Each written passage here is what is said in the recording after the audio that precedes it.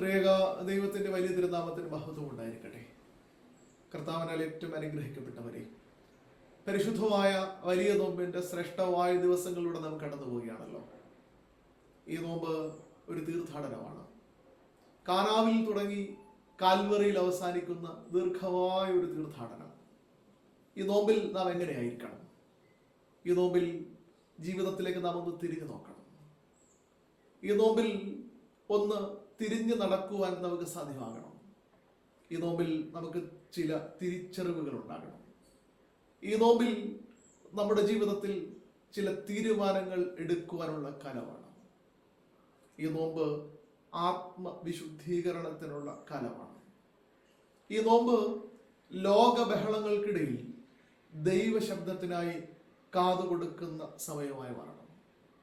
യെശയ്യാ പ്രവാചകന്റെ പുസ്തകം 58-ാം അധ്യായം അതിന്റെ 7-ാം വാക്യം മുതൽ നാം ഇങ്ങനെയാണ് വായിക്കുന്നത്: വിശപ്പുള്ളവന് നിന്റെ അപ്പം നുറുക്കി കൊടുക്കുന്നതും അലഞ്ഞു നടക്കുന്ന സാധുക്കളെ നിന്റെ വീട്ടിൽ ചേർത്തുകൊള്ളുന്നതും നഗ്നനെ കണ്ടാൽ അവനെ ഉടുപ്പിക്കുന്നതും നിന്റെ മാംസരക്തങ്ങളായിരിക്കുന്നവർക്ക് നിന്നെ തന്നെ മറയ്ക്കാതിരിക്കുന്നതുമല്ലയോ ദൈവത്തിന് പ്രീതികരമായ നോമ്പും ഉപവാസവും.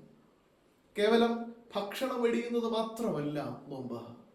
നമ്മുടെ മാംസരക്തങ്ങളായിരിക്കുന്നവർക്ക് നമ്മെ തന്നെ മറയ്ക്കാതിരിക്കുന്നതാണ് ദൈവത്തിന് പ്രീതികരമായ നോമ്പ്.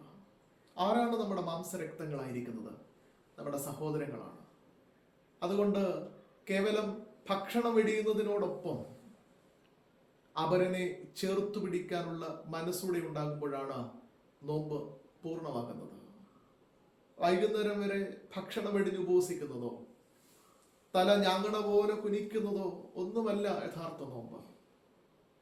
അവരനെ കരുതുന്നതാണ് ദൈവത്തിന് പ്രീതികരമായ നോമ്പ്. അങ്ങനെ ഈ ആത്മീയ തീർത്ഥാടനത്തിൽ നമുക്കൊരുമിച്ച് യാത്ര ചെയ്യാം. ഉയർപ്പിന്റെ പുണ്യത്തിലേക്ക് നാം എത്തിച്ചേരട്ടെ. ആമേൻ.